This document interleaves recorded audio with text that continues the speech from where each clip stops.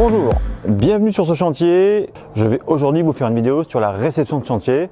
Alors quand je dis réception, c'est pas celle avec les petits fours qu'on fait à la fin du chantier, mais c'est plutôt la réception entre deux lots. Là en l'occurrence, ce serait entre le lot qui a posé la paille et celui qui va faire les enduits. C'est-à-dire qu'on va vérifier si les bottes de paille sont bien posées, si elles sont bien solidement fixées au support, pour être certain de pouvoir faire les enduits dans de bonnes conditions sans que les bottes de paille se cassent la figure quand vous faites les enduits. Alors, j'ai déjà dans notre cours en ligne sur la construction en paille des vidéos qui expliquent comment correctement poser les bottes de paille, comment les fixer, comment s'assurer qu'elles sont bien fixées. Mais là, je voulais faire un peu un cas d'école, un exemple sur ce chantier qui sera très complémentaire avec ces vidéos-là. Si suite à cette vidéo, vous avez des questions, vous voulez avoir plus de détails, eh bien, il y a des précisions dans ce cours en ligne. Donc, je vous invite à le consulter. Alors, pourquoi aussi le faire sur ce chantier en particulier? Eh bien, principalement à cause de ça. Sur ce chantier, il y a plusieurs murs qui ont des grosses croix de Saint-André comme ça, qui compliquent énormément la pose de bottes de paille. Alors, il faut jamais faire ça sur un mur en bottes de paille. Alors, pourquoi est-ce qu'on l'a fait? Ben, ça, c'est à cause de lui.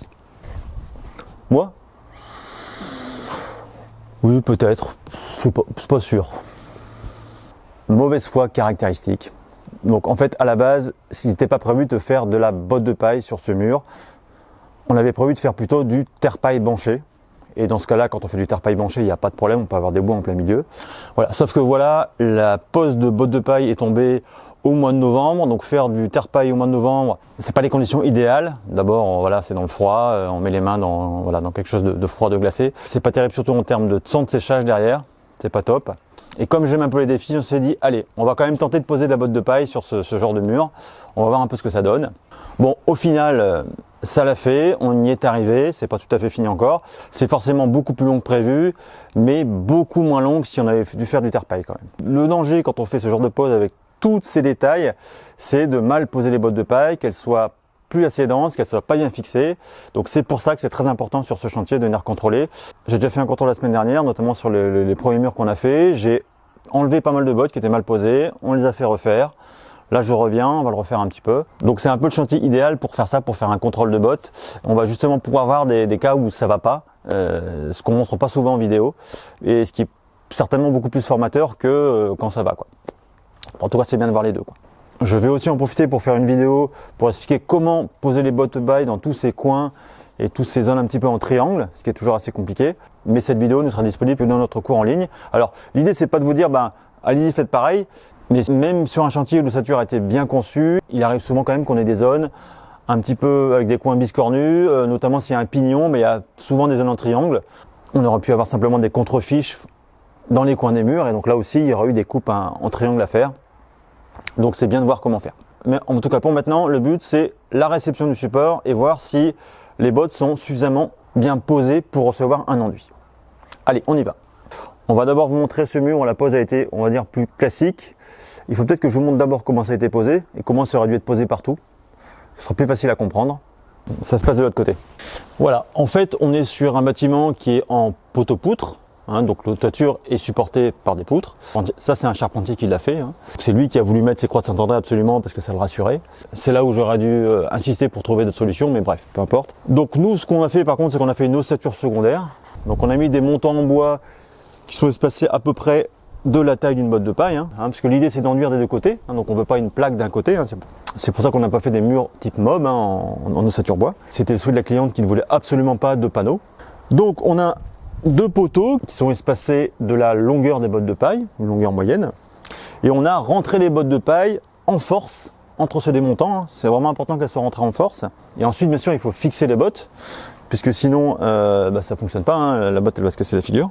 Et bien en fait on fait une rainure dans la botte et on va poser un litho et voilà, et là on voit que la botte elle tient bien. Donc ça c'est le cas qui aurait dû être classique un petit peu partout. Donc je reviens à mon mur ici qui est fini. Donc la première chose que je vais regarder, c'est est-ce que les bottes sont assez fixées, est-ce qu'elles tiennent. Donc pour ça le meilleur moyen ça va être de tirer sur les ficelles. Voilà, et il faut que quand je tire sur les ficelles, vous voyez, il faut vraiment pas que ça bouge, donc je vais tirer un peu partout, je vais un peu tout regarder. Voilà, ici, on va regarder. Bon, on voit que ça bouge pas, bon c'est pas étonnant. La technique de fixation avec le litho, c'est vraiment celle qui marche le mieux, et c'est celle qui va vraiment permettre de mieux tenir les bottes, aussi bien verticalement, au tassement, hein, parce qu'après on va avoir le poids des enduits qui va un peu tasser tout ça, mais aussi bien sûr au déversement, donc c'est vraiment ce qui marche le mieux, donc là j'avais pas trop d'inquiétude à ce niveau là. Alors on peut remarquer qu'à certains endroits ici les ficelles sont un peu détendues, parfois même plus que ça, bah ça c'est normal, c'est pas forcément un problème, ça veut dire que la botte elle a été rentrée tellement en compression qu'elle s'est carrément recomprimée, et donc on a en fait perdu de la tension de la ficelle, mais plutôt comprimer la botte en plus. Donc ça, c'est pas un problème. Faut faire attention que ça ne le fasse pas trop non plus, parce que si elle est vraiment trop détendue, là, au bout d'un moment, la botte, elle va carrément faire la banane, et on va avoir une bosse d'un côté et un creux de l'autre. Alors, on continue ici. Donc ici, on voit les bottes sont plutôt mises debout. Oh, alors là, voilà. Vous voyez là vraiment, c'est pas bon. Je tire, ça vient. Je vais pas le faire tomber, mais on va le faire refaire, ça c'est sûr. Voilà, je sais ce qui s'est passé. On a eu un moment en entraxe ici qui devait faire un peu moins de 50 cm. Donc là, les gars se sont dit, bah, c'est bon, on va pouvoir poser la botte debout. C'est possible, hein. Si vous avez 47 cm de vide ou un peu moins, on peut tout à fait poser une botte qui a l'air découpée un petit peu. Mais dans ce cas-là, il faut qu'elle rentre en force. Sauf que là, à mon avis, il y a plutôt un peu plus que 50. Donc ils ont mis ça. Et là, je vois qu'ils se sont dit, oh, on a bourré de la paille tout autour, ça va tenir, ça va être super. Regardez, voilà, ça tient pas, ça c'est rien du tout. Et du coup, ça tient pas. En plus, la botte n'a pas été fixée. Donc voilà, ça c'est à refaire entièrement. C'est vraiment le cas de figure qui va pas. En plus, la botte, on voit qu'elle est complètement bananée là. Je sais pas ce qui s'est passé. Bon, c'est assez flagrant, hein, on l'aurait vu hein, de toute façon. Alors par contre, celle du bas, vous voyez, elle a été fixée. Elle bouge pas trop, mais il y a quand même ce problème de paille qui a été mis en vrac là et ça va pas quoi. Donc ça, c'est quelque chose qu'il va quand même falloir refaire. Donc à cet endroit, on va plutôt redécouper une botte dont la longueur sera celle qu'il y a entre les démontants et on va la rentrer en force sur champ. Ensuite, on va bien la taper par-dessus avec un persuadeur.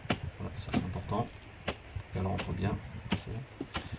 Et on la fixera avec un lito. Bien sûr, on aura fait une rainure dans la botte avant.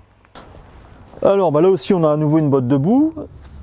Mais là, sauf que cette fois, vous voyez, pour le coup, la botte, elle fait vraiment l'espace qui est entre les montants. Donc elle est vraiment rentrée en force. Je tire dessus, ça va, elle bouge pas. En effet, je vois qu'ils ont mis un lito dessus, ils ont fait une petite encoche et un lito dessus. Donc celle-là, elle a été correctement posée. Alors là, bah, à un autre endroit, on voit tout de suite que ça va pas aller. Hein. Ici, vous voyez, voilà, elle ne pas plus dessus, ça se casse la figure. Allez, hop, hop, alors ça a vraiment été fait n'importe comment. Bon, l'avantage sur ces trucs-là, c'est que ça se voit très rapidement. Il n'y avait même pas besoin d'appuyer dessus. Au premier coup d'œil, on voyait que ça allait pas quoi. Donc voilà, donc ça c'est aussi à refaire quoi. Voilà, c'est un cas vraiment compliqué. On a vraiment un triangle, mettre une botte qui est rectangulaire dans un triangle, forcément c'est pas simple. Ensuite, autre point qu'on va regarder, c'est la planéité du mur. Hein.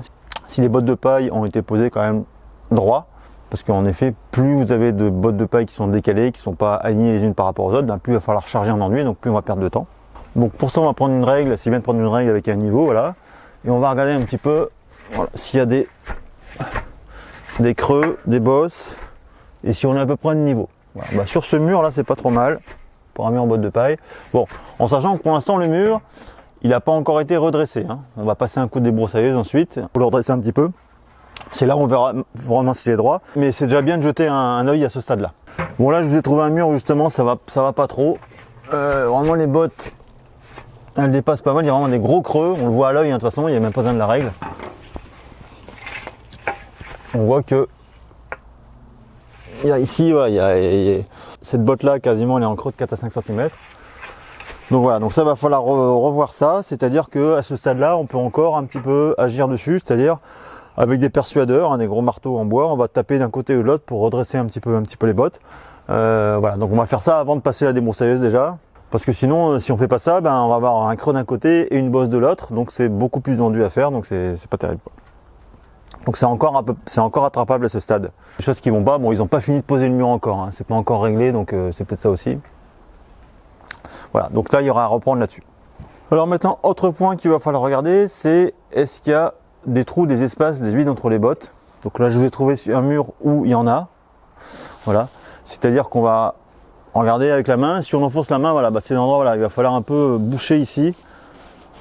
Il y en a un peu entre les bottes, c'est souvent dans les angles. Ici, on a un changement de sens de botte aussi, donc c'est aussi assez classique. Il y a un bois derrière, hein, c'est là où il y a un bois. Alors, c'est normal parce qu'on n'a pas encore fait l'étape qui consiste à mettre des poupées à reboucher les trous. Donc, c'est normal qu'il y en ait à ce stade-là. Voilà, mais là, il y en a quelques-uns, mais c'est pas si pire Voilà, il n'y en a pas tant que ça va à peu près quoi. Donc voilà, il faudra repasser sur tous les murs pour vraiment boucher tous ces trous. Voilà, on fait ça avant de passer à la débroussailleuse. Quand on aura un peu, d'abord retaper les bottes, changer les bottes qui sont pas assez bien fixées. Voilà. Là on fera cette étape là avec de la paille longue quoi. Donc là aussi j'ai une vidéo sur le cours en ligne qui explique comment reboucher tous ces trous avec les différents outils. Il y a plein de manières de le faire. C'est une étape qu'il ne faut pas négliger, il faut vraiment mettre la paille comme il faut pour pas qu'elle se casse la figure quand on fait l'enduit. Alors là on arrive sur le fameux mur avec toutes les croix de Saint-André au milieu, donc c'est là où il y a vraiment plein de découpes. Là il va vraiment falloir contrôler un petit peu de près. Donc là sur ce mur, on a aussi posé les bottes sur champ, mais là c'est plein de petites découpes qui ont été faites, des bottes un petit peu en triangle, bon même si c'est pas possible de faire complètement une botte en triangle, et qui ont été posées sur le même principe et avec toujours un lito à chaque fois. Donc là si je prends celle-là par exemple, voilà, si je tire dessus, je vois que bon, elle vient pas. Là ici, j'ai une ficelle qui est toute détendue, mais ça c'est pas forcément anormal parce que ça veut simplement dire qu'elle a été rentrée en force et qu'elle s'est comprimée.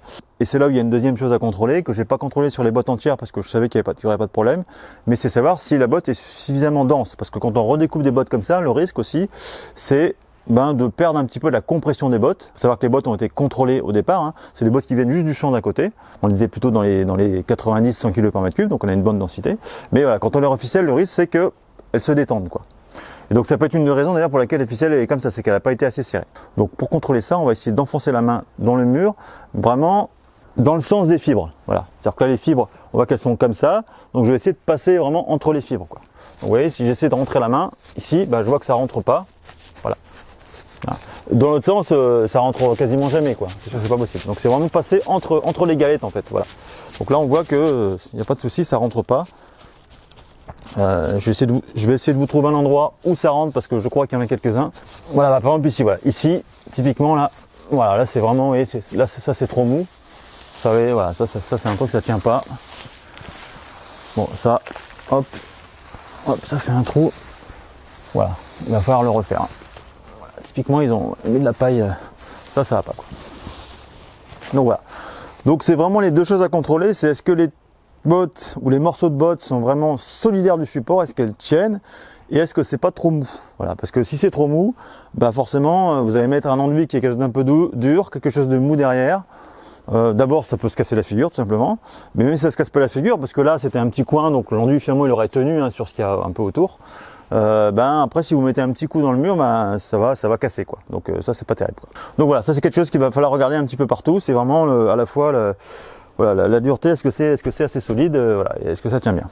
Bon voilà, alors un autre endroit où il va falloir reprendre, c'est ici en haut du mur. La hauteur du mur ne tombe pas tout à fait juste par rapport donc au nombre de bottes. Il y a un espace d'une dizaine de centimètres à combler. Et là, ils m'ont pas attendu pour combler cet espace. Ils ont fait des espèces de fagots, de poupées de paille. Mais regardez, si on tire dessus, voilà, on voit que ça tient pas. C'est vraiment, alors ça n'a pas été fixé, mais surtout c'est pas vraiment mis dans le bon sens. Voilà, ici voilà, vous voyez, voilà. En plus là, il y a un jour, donc voilà, donc ça c'est toute une zone qu'il va falloir reprendre parce que là sinon l'enduit va tout faire tomber quand on va le poser. Donc pour conclure cette vidéo, je rappelle que si vous posez la paille, vous êtes responsable de la tenue des bottes, donc c'est à vous de vous assurer que les bottes vont être suffisamment denses, suffisamment bien fixées à leur support, pas qu'elles bougent et qu'il n'y ait pas de trou entre les bottes. Si vous faites les enduits, vous êtes responsable de la réception du support, donc c'est à vous de vous assurer aussi que les bottes ont été bien posées et qu'elles sont aptes à recevoir un enduit dans des bonnes conditions. Voilà. Et puis, je rappelle que une bonne conception, notamment de l'ossature, ça facilite la pose des bottes et ça évite tous les endroits où la botte risque d'être mal posée. Et puis, conclusion de la conclusion, vous voyez, même après 20 ans de pose de bottes de paille, on peut encore se faire avoir et se compliquer la vie, alors que ça aurait été tellement plus simple si on avait fait un autre type de conception. En même temps, si j'avais pas fait ça, on n'aurait peut-être pas pu faire cette vidéo pour vous montrer justement ce qu'il faut faire et ce qu'il ne faut pas faire. Donc finalement, c'est une chance pour vous. L'essentiel, c'est qu'au final, les bottes seront bien posées et l'enduit sera correctement réalisé. C'est ça le plus important, ne l'oubliez jamais. Ah oui, et je tiens à préciser bien sûr que ce chantier a été réalisé par l'association Le Village, qui est un chantier d'insertion avec lequel on travaille depuis une quinzaine d'années. Donc c'est des gens qui pour la plupart n'ont jamais posé de botte de paille de leur vie, c'est la première fois et en plus c'est assez difficile. C'est aussi pour ça que je passe souvent un peu pour vérifier. C'est pour ça aussi qu'il y a des endroits qui n'étaient pas très bien faits, ils n'ont pas l'habitude. Voilà, je ne voudrais pas donner l'impression que le chantier a été fait n'importe comment. Au contraire même, je trouve qu'ils ont beaucoup de mérite, qu'ils se débrouillent vraiment très bien. Pour une première fois, c'est vraiment pas mal, surtout avec une pose aussi compliquée, quoi. Donc je dirais plutôt chapeau à eux. Et même d'ailleurs le mur qui est derrière nous, il a été fait d'ailleurs par un chantier d'insertion de salon qui est venu nous aider juste une journée pour découvrir la paille. Et donc ils ont fait ce mur dans la journée en n'ayant aussi jamais vu la paille. C'était vraiment une découverte pour eux. Et ils se sont bien impliqués et donc c'était super, quoi. Et donc là aussi, chapeau à eux, quoi. Donc tout ça pour dire que on peut réussir à poser de la paille, même en n'en ayant jamais fait, même en n'ayant pas d'expérience, mais à condition bien sûr d'être accompagné par quelqu'un qui sait faire et qui contrôle un peu que ça a été correctement fait. Donc la paille est quelque chose qui est assez technique, mais ça reste accessible à tout le monde. Voilà.